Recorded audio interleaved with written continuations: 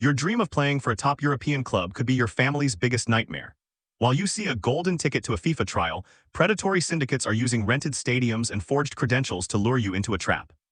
This is how one WhatsApp message can dismantle your entire future. By the time Isaiah Brooks realized there had never been a European football trial, his passport was locked inside a stranger's office. His mother's life savings had disappeared, and the man who had promised to make him a professional player was standing between him and the only unlocked door. Outside, rain struck the windows of the abandoned training facility. Inside, 14 young footballers sat on the cold concrete floor, still wearing the expensive jerseys they had been ordered to purchase. Some were crying. Others stared at their phones, trying to understand why every number connected to the so-called International Academy had suddenly stopped working. Isaiah's phone still displayed the WhatsApp message that had started everything. Congratulations, you have been selected for an official European talent trial. 3 weeks earlier, that sentence had looked like a golden ticket. Now it looked like the first line of a ransom note. Isaiah was a 19-year-old black footballer from Atlanta who had spent almost every year of his life chasing the same dream. He wanted to play professionally in Europe, not because he craved fame, but because football had always been the one place where the world made sense to him. On the field, no one cared that his mother worked double shifts at a nursing home. No one knew that his father had disappeared when Isaiah was 9. No one saw the overdue bills hidden inside the kitchen drawer or the eviction notice his mother had once torn into pieces before Isaiah could read it. On the field, the rules were clear. Control the ball. Find the space, make the right decision before pressure arrived. Isaiah had always been good at that. Off the field, pressure never announced itself before it came. His mother, Denise Brooks, had raised him alone in a 2-bedroom apartment above a laundromat. When Isaiah was young, she would come home exhausted, remove her shoes at the door, and still sit through videos of his games while he explained every pass as if he were a professional analyst. She never told him to stop dreaming. Even when his dream became expensive, she found the money. Registration fees, boots, travel expenses, private coaching sessions, and tournament hotels slowly consumed the little savings she managed to build. Denise never complained, but Isaiah noticed the way she studied grocery prices and returned items to shelves. He promised himself that football would eventually pay her back.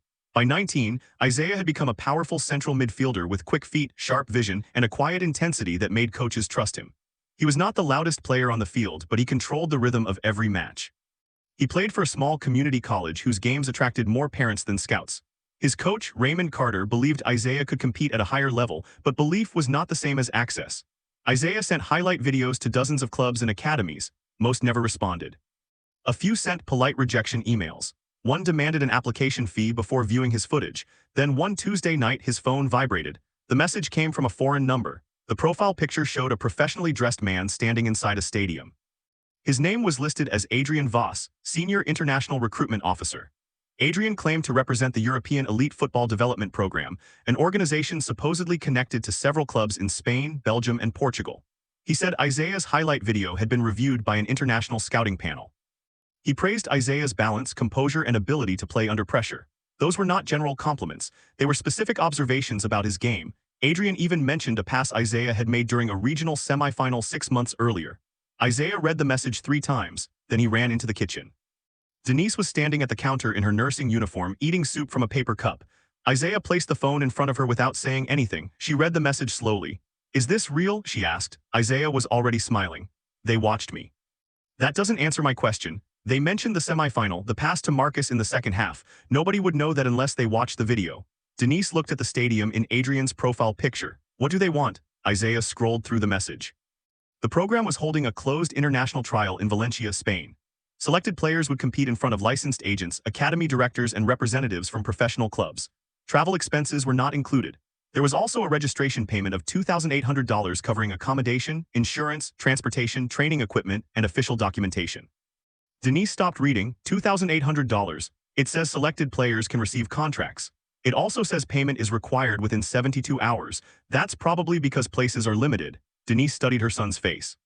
Isaiah tried to hide his excitement, but she could see the little boy who used to kick a worn ball against the laundromat wall until midnight. She also saw something more dangerous, hope mixed with desperation.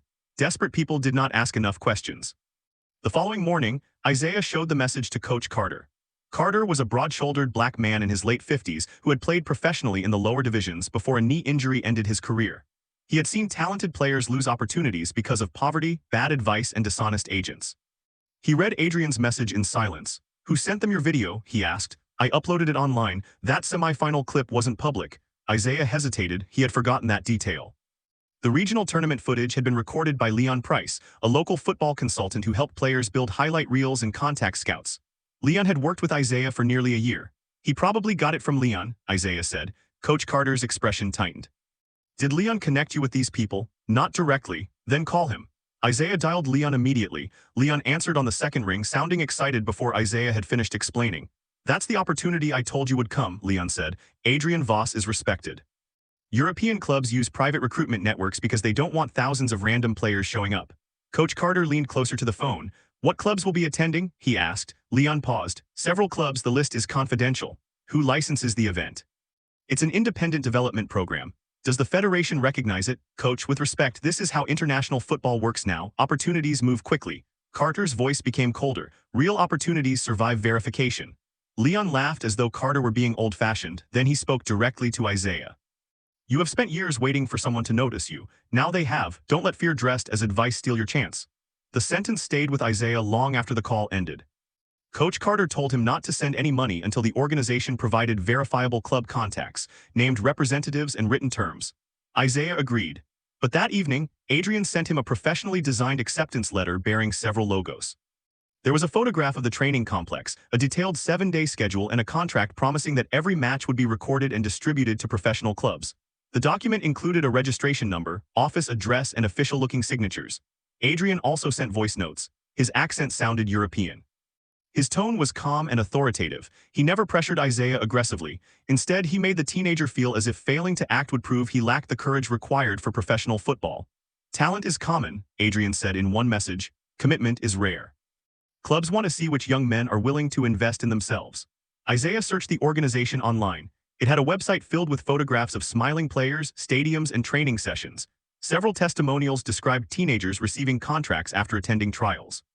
The social media page had nearly 80,000 followers. There were videos of players wearing branded kits and shaking hands with men in suits. One young player held a jersey beside a club badge. Isaiah did not notice that the club name was never shown clearly. He did not notice that comments had been disabled on older posts. He did not notice that the same stadium appeared in photographs supposedly taken in 3 different countries. He saw what he needed to see. Proof. Denise remained uncertain. They did not have $2,800.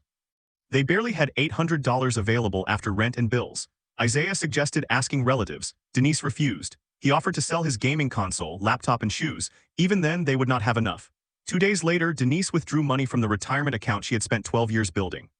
The early withdrawal penalty cost hundreds of dollars. She did it anyway. When Isaiah learned what she had done, the excitement disappeared from his face. You shouldn't have touched that money. You said this could change your life. What about your life? My life is watching you get the chance I never had. Isaiah hugged her in the kitchen. Over her shoulder, he saw the unpaid electricity bill on the counter. At that moment, the trial stopped being only his dream. It became a debt. If he failed, he would not simply return without a contract. He would return carrying the knowledge that his mother had risked her future because he had asked her to believe in his. That pressure made him train harder. It also made him ignore every warning that followed. After receiving the registration payment, Adrian added Isaiah to a private WhatsApp group called VALNCIA International Selects. There were 23 players in the group. Most were between 17 and 22. They came from the United States, Canada, Nigeria, Ghana, South Africa, France, and the United Kingdom. Their stories sounded almost identical. Each had received a private invitation. Each had been told that scouts had personally selected him. Each believed he was one of a small number of players being given a rare opportunity.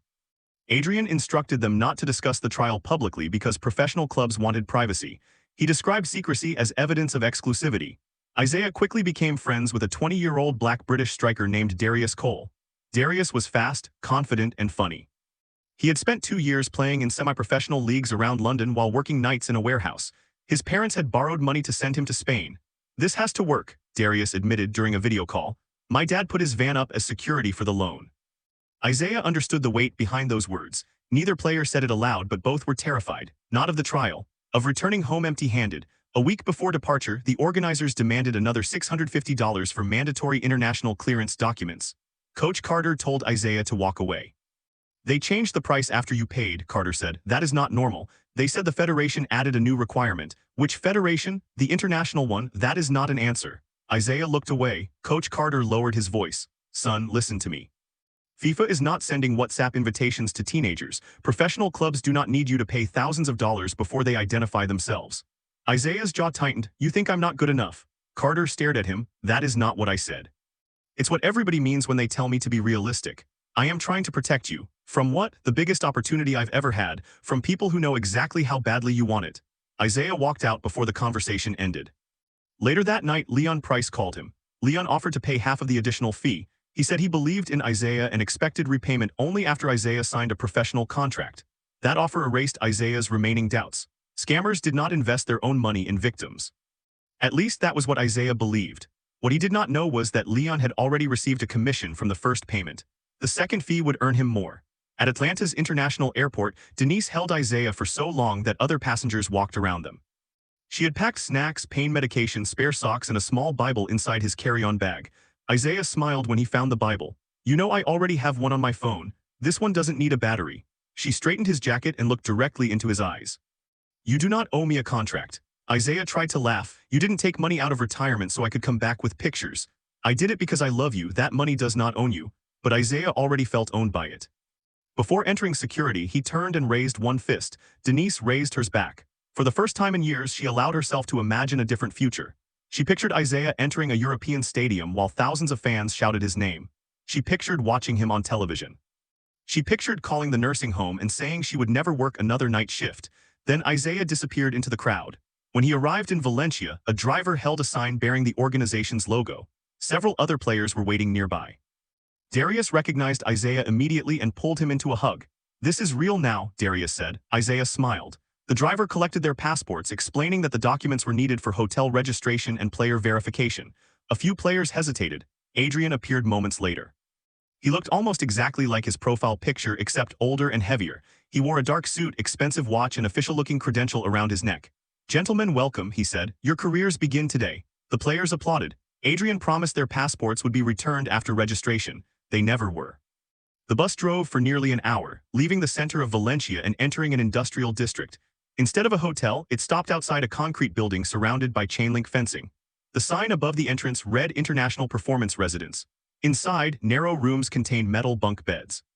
8 players were assigned to each room. There was no restaurant, medical office, or professional gym. The showers barely produced hot water. When Darius complained, Adrian explained that elite development required discipline, not luxury. You are here to become professionals, he said, not tourists. The players accepted the explanation. Everything uncomfortable became part of the test. The following morning, they received training kits. Each player was charged another €200 for equipment that Adrian said could not be removed from the registration package. Then the group was taken to a small stadium. For the first time since arriving, Isaiah relaxed. The pitch was green and perfectly maintained. Rows of red seats surrounded the field. Banners bearing the development program's logo hung from railings. Cameras stood near the touchline. Several men in suits watched from the stands. It looked exactly like the videos online. Isaiah whispered to Darius, "We made it." Darius nodded. Neither knew the stadium had been rented for 4 hours. The men in suits were not club scouts. 2 were local event workers. 1 owned a sports equipment shop.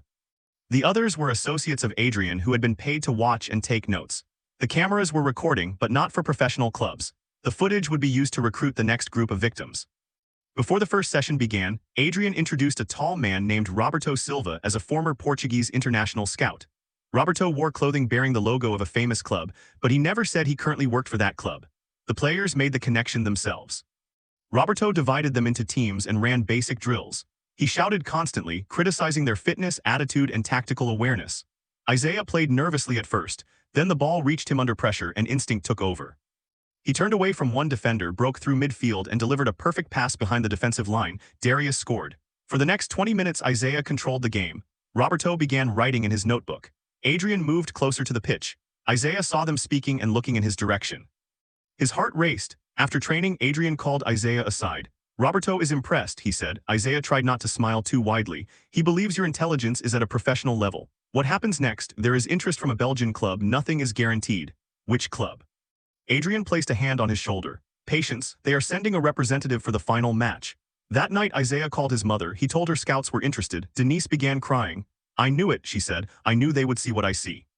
Isaiah turned away from the other players so they would not see the emotion on his face. I'm going to make this worth it. You already are. For the first 3 days, the illusion remained convincing. The players trained at rented fields. Men with clipboards appeared and disappeared. Adrian delivered dramatic speeches about sacrifice and professional mentality.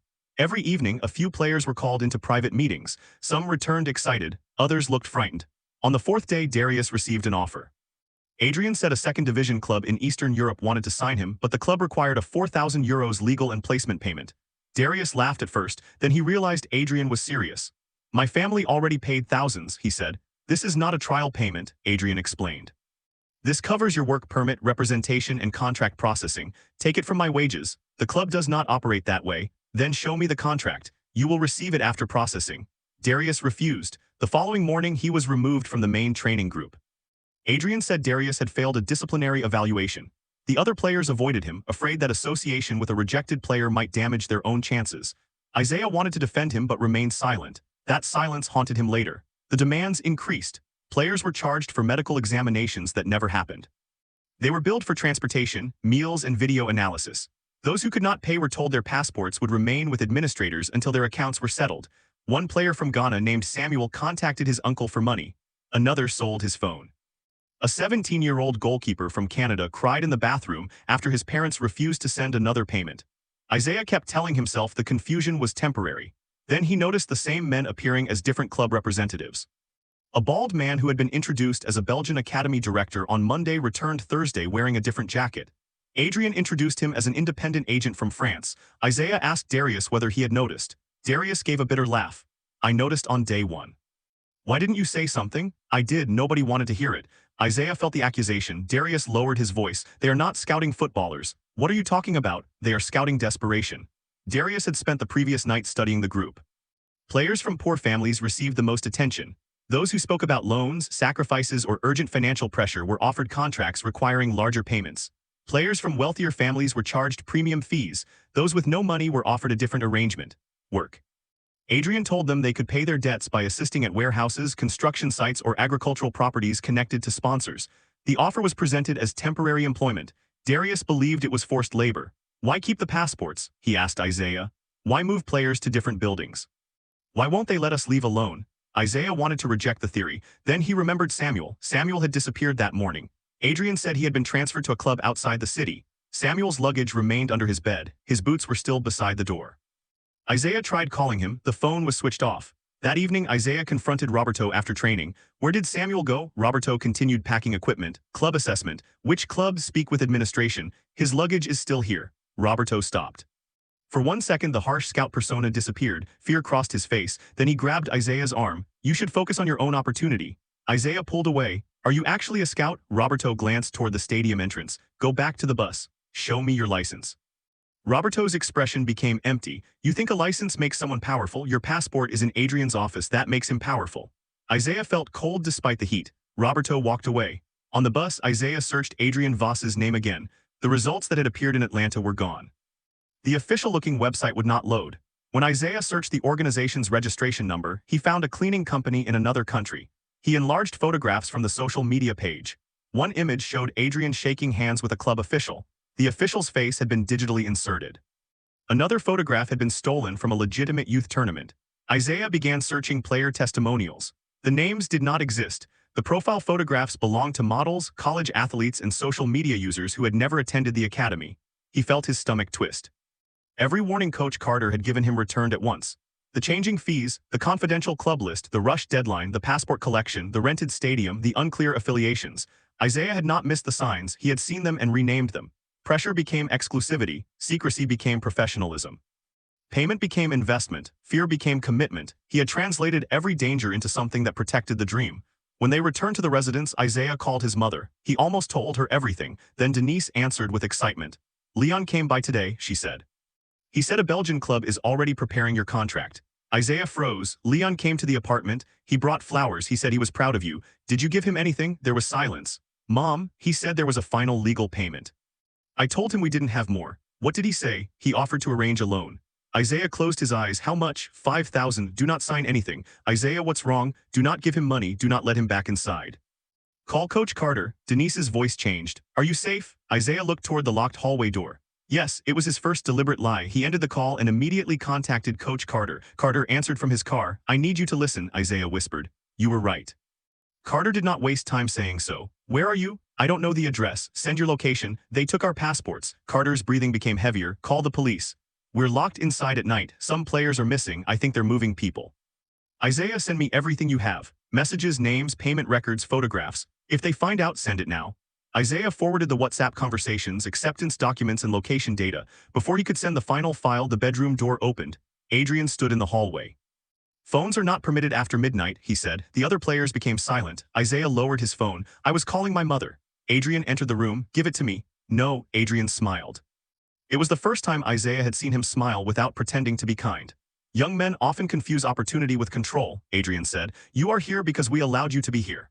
I paid to be here. You paid for evaluation. Your evaluation is not complete. I want my passport. You will receive it when your account is settled. My account is settled. Adrian took another step. You have additional administrative charges. I'm leaving. Then you will be reported for violating immigration requirements. Isaiah knew that might be another lie, but he did not know enough to be certain. That uncertainty was one of Adrian's strongest weapons. He used complicated language, official documents, and threats of legal consequences to make victims doubt their own rights. Adrian extended his hand. The phone. Isaiah looked toward Darius. Darius gave the smallest shake of his head. Isaiah handed over the device. Adrian inspected the screen. Coach Carter's messages were visible. The smile vanished. Adrian ordered Isaiah into the hallway. Two large men waited near the stairs. They took him to a downstairs office where passports filled a metal cabinet. Isaiah saw his own near the top. There were far more passports than players in the building, dozens, possibly hundreds. Adrian closed the office door. You have created a serious problem, he said. You created it. I offered you a path. You stole from my family. Your family purchased a service. You lied about clubs. Adrian sat behind the desk. Do you know how many young players believe they deserve professional careers? Millions. They send videos. They beg for introductions. They pay private coaches, consultants, and academies. Everyone profits from the dream. We are simply more honest about its value. There was nothing honest about this. Adrian leaned forward. You stepped onto a professional field. You received training. You were filmed. Whether a club signs you is not my responsibility. You promised scouts. There were scouts, fake scouts. Men observed you. What title you attach to them is your decision. Isaiah wanted to attack him. He imagined crossing the desk and wiping the calm expression from Adrian's face. But the two men stood outside and the passport cabinet was locked. Anger would not get the others home. He needed evidence. He needed time. What do you want? Isaiah asked. Adrian relaxed. There is a sports logistics company that needs temporary workers. 3 months. Your wages will clear the remaining program expenses. I don't owe anything. Legally, you do. And if I refuse, you can explain your immigration violation to the authorities. Isaiah stared at him. Adrian slid a document across the desk. It was written in Spanish. Sign, work, and return home with money, or refuse and create a much more difficult future for yourself. Isaiah picked up the pen. Adrian watched him closely. Instead of signing, Isaiah dropped it. My coach has everything. Adrian's eyes changed. You sent him the documents? All of them. It was a bluff. Isaiah had sent most of the evidence but not everything. Adrian did not know that. For the first time, fear entered the room. Adrian stood and ordered the men to move Isaiah to a storage area behind the building. Darius saw them leaving through the corridor. He waited 5 minutes, then began his own plan. During the previous 2 days, Darius had quietly memorized the staff's movements. He knew when the night supervisor smoked outside and where the spare office keys were kept. He also knew the goalkeeper from Canada had hidden a second phone inside a damaged air conditioning vent. Darius retrieved it. He contacted Coach Carter using the number Isaiah had shown him earlier. Then he sent the building's location, photographs of the locked exits, and a list of missing players. Coach Carter forwarded everything to Denise, the United States Embassy, local police, and a sports journalist named Alina Ruiz who had previously investigated fraudulent football academies. Alina recognized Adrian's face. His real name was not Adrian Voss. It was Victor Hale. He had operated similar schemes under different company names in Italy, Greece, Serbia, and Turkey. Each organization disappeared after complaints surfaced. Victor's network used local recruiters to identify talented but financially vulnerable athletes. The recruiters provided private match footage, family information, and emotional details that made the invitations appear personal. The trials were not designed to discover talent. They were designed to measure vulnerability. Who could pay immediately, whose parents could borrow more, who was isolated, who feared authorities. Who could be pressured into signing documents they did not understand. Leon Price had not simply recommended Isaiah. He had built a profile of him. Single mother, limited income, European ambitions, no professional representation, strong emotional pressure to succeed, perfect target. Alina contacted Spanish authorities and confirmed that an investigation into Victor's network was already active. The problem had always been timing. The organization relocated players and closed facilities before police gathered enough evidence for a major operation. This time, Darius's hidden phone provided live information from inside. But Victor sensed the danger. Before sunrise buses arrived, staff members ordered the players to pack. Adrian claimed they were being transferred to a better facility. No one believed him. Several players refused to move. The doors were locked. Security guards entered the rooms. Darius slipped the hidden phone to Isaiah through a gap near the storage area. Isaiah immediately began recording. He filmed the passport cabinet through a cracked office window. He recorded Adrian ordering guards to separate players who refused transportation. Then he heard Samuel's voice. It came from a loading vehicle behind the building. Samuel and 3 other players were inside. They had not been transferred to clubs. They had been forced to work at a produce warehouse after refusing additional fees. Isaiah moved closer while filming. One guard spotted him. Isaiah ran. He sprinted across the wet pavement with the guard behind him. His legs were exhausted from days of training, but fear pushed him faster. He reached the training field and climbed a chain-link fence. The guard caught his jacket and dragged him backward. Isaiah struck the ground hard. The phone slid across the pavement. The guard stepped toward it. Darius appeared from the side and tackled him. Other players rushed from the building. For the first time, they stopped behaving like competitors fighting for individual contracts. They acted like a team. Samuel kicked the loading vehicle door open from inside. 2 players pulled the driver away. Another grabbed the ring of keys attached to his belt. Isaiah recovered the phone. The recording was still active. Then the front gate opened. A black sedan entered the property. Victor walked toward it carrying a bag and several passports. He was escaping. Isaiah shouted his real name. Victor Hale. Victor stopped. The players turned toward him. For days he had controlled them through uncertainty. He had convinced each victim that he was isolated, indebted, and powerless. Hearing his real identity broke the illusion. "You are not an agent," Isaiah shouted. "There are no clubs. He's selling fake trials." Victor rushed toward the car. Darius blocked the gate. The sedan accelerated. Players scattered. The car struck a stack of equipment and became trapped between the fence and a parked bus. Victor jumped from the rear seat and ran toward a side exit. Isaiah followed. They entered the rented stadium through an open-service tunnel. Morning light spread across the empty stands. The banners bearing the fake Academy logo moved in the wind. Victor reached the pitch and turned. "You think exposing me will give you your money back?" he shouted. "You think it will make you professional?" Isaiah approached slowly, still holding the phone. "This was never about football." Victor laughed. "It was always about football. Football is the easiest dream in the world to sell. Young men already believe sacrifice proves they deserve success. All someone has to do is keep increasing the price. You targeted families. I offered families hope. You used us. So does every academy that charges fees, every coach who promises development, every agent who takes a percentage. I simply removed the waiting." Police sirens sounded beyond the stadium. Victor looked toward the tunnel. Isaiah lifted the phone. "You're being recorded." Victor lunged. Isaiah moved aside, using the same quick turn that had beaten midfielders his entire life. Victor stumbled and fell onto the wet grass. Seconds later, officers entered the stadium. Victor was arrested near the center circle. Police recovered more than 70 passports, hundreds of forged documents and payment records linked to families across multiple countries. Roberto Silva was arrested while attempting to leave through the industrial district. Investigators later discovered that Roberto had once worked as a low-level assistant for a legitimate academy. Victor used that small connection to make his fake operation appear credible. Some staff members claimed they did not understand the full scheme. Others began cooperating immediately. Samuel and the missing players were taken for medical examinations and interviews. The young goalkeeper called his parents and cried so hard he could not speak. Darius sat beside the fence, staring at the ground. Isaiah lowered himself next to him. For several minutes neither said anything. Then Darius laughed softly. "What?" Isaiah asked. "I was thinking about the first day. The stadium, we looked at those fake banners and thought we had made it." Isaiah watched police remove the same banners from the railings. "They knew what we wanted to see." "No," Darius replied. "They knew what we were afraid not to see." Isaiah understood. The scam had worked because walking away felt more painful than believing. Every payment made the next payment easier to justify. Every sacrifice increased the need for the opportunity to be real. By the time the truth became obvious, admitting it meant accepting that their families had suffered for nothing. So they kept believing, not because they were foolish, because they were trapped by the size of their own hope. When Isaiah returned to Atlanta, Denise waited beyond the airport security doors. He saw her before she saw him. She looked smaller than he remembered. Coach Carter stood beside her. Leon Price was not there. Federal investigators had arrested Leon that morning.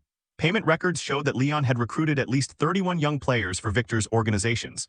He received commissions for initial registrations, additional fees, and labor placements. The flowers he had brought Denise were paid for with money from another victim's family. Isaiah walked toward his mother carrying the same bag he had taken to Spain. He had no contract, no scout report, no professional offer. For a second, shame made him want to stop. Denise saw him. She ran across the terminal and wrapped both arms around him. "I'm sorry," Isaiah whispered. She pulled back. "For what? The money, the loan, everything. You came home. I should have listened. You came home. I failed." Denise placed both hands on his face. "Surviving someone else's lie is not failure. Coach Carter stepped forward. Isaiah expected anger or disappointment. Instead, Carter hugged him. "I should have done more," the coach said. "You warned me. I warned you, then let you carry the fear alone."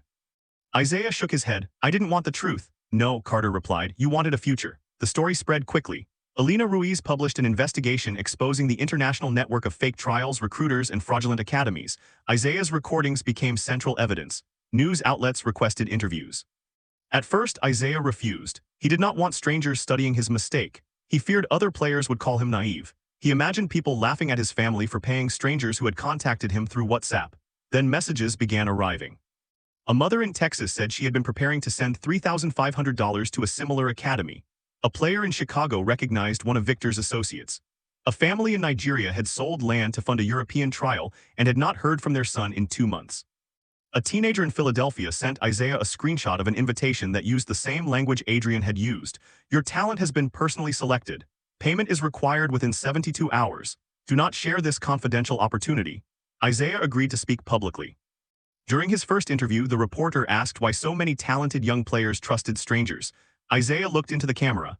"Because the strangers did not sell football," he said. "They sold certainty. They told us we had already been chosen." When someone has spent his whole life waiting for one door to open, he may not notice who built the door or where it leads. The interview went viral. Not everyone was sympathetic. Some commenters called the victims greedy. Others said any intelligent person would have recognized the scam. Isaiah stopped reading comments after 1 week. People who had never stood between poverty and possibility found it easy to judge the decision. They did not understand how carefully the network operated. The first message included private details. The website looked professional. The stadium was real. The training sessions happened. The scouts looked convincing. The documents contained official logos. The recruiters were often trusted local coaches, consultants, or former players. The scam did not depend on one enormous lie. It depended on dozens of small truths arranged around a hidden purpose. Months later, Victor Hale and several associates were charged with fraud, document theft, coercion, and trafficking-related offenses. Investigations expanded across multiple countries. Leon accepted a plea agreement after claiming he had not known players were being exploited for labor. Isaiah did not believe him. During the sentencing hearing, Leon turned toward Isaiah. "I really did think you had talent," he said. Isaiah stared at the man who had filmed his games, encouraged his dreams, and studied his family's weakness. "You didn't scout my talent," Isaiah replied. "You scouted what my mother was willing to lose." Leon looked away. Most of Denise's money was never recovered. The retirement account remained nearly empty. For a while, Isaiah considered quitting football. Every training field reminded him of the rented stadium in Spain.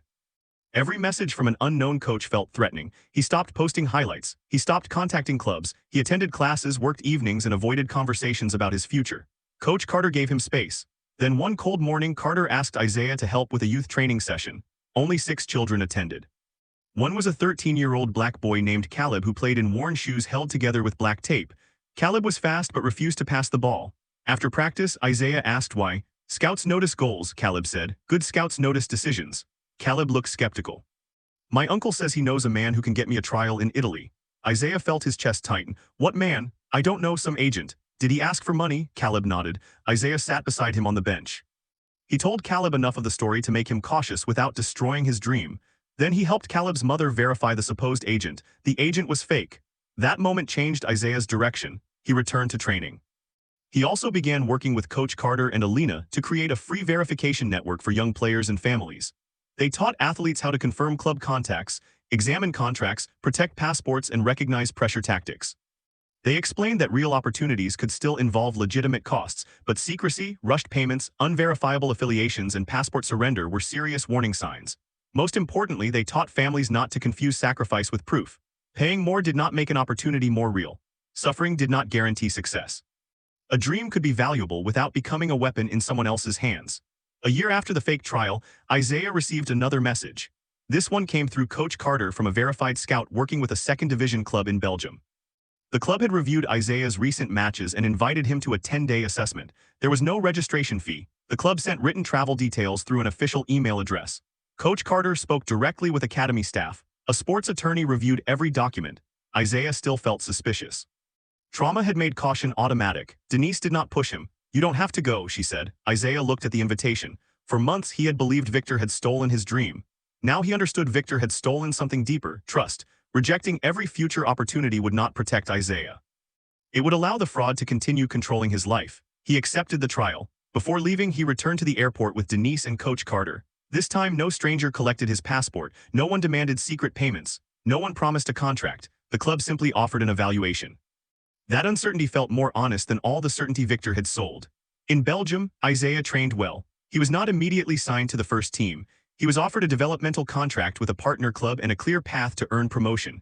The salary was modest. The stadium was small. There were no cameras waiting at the airport. It was real. 2 years later, Isaiah made his professional debut. Denise watched the match from the front row wearing a dark blue coat and holding the same small Bible she had packed inside his bag before Spain. When Isaiah entered the field, he searched the stands until he found her. She raised one fist. He raised his back. The crowd did not know what the gesture meant. They did not know about the retirement money, the locked residence, the stolen passports, or the empty stadium where a criminal had tried to turn ambition into captivity. They only saw a young black midfielder entering a professional match. After the final whistle, Isaiah did not speak first about his performance. He spoke about the players who never returned from fake trials, the families still paying loans, and the teenagers receiving convincing messages from men who understood exactly how to imitate opportunity. Fake scouts are not always looking for the best players, he said. Sometimes they are looking for the easiest dreams to control. His warning reached millions, but somewhere in another city, another teenager still stared at a phone glowing in a dark bedroom. The profile picture showed a man inside a famous stadium. The message praised a specific moment from a match. The invitation looked official. The deadline was short. The opportunity was confidential. And beneath the excitement, hidden where hope made it difficult to see, the trap was already opening. Because the darkest side of football was not that every dream failed. It was that predators had learned how much a family would pay to believe one had finally come true.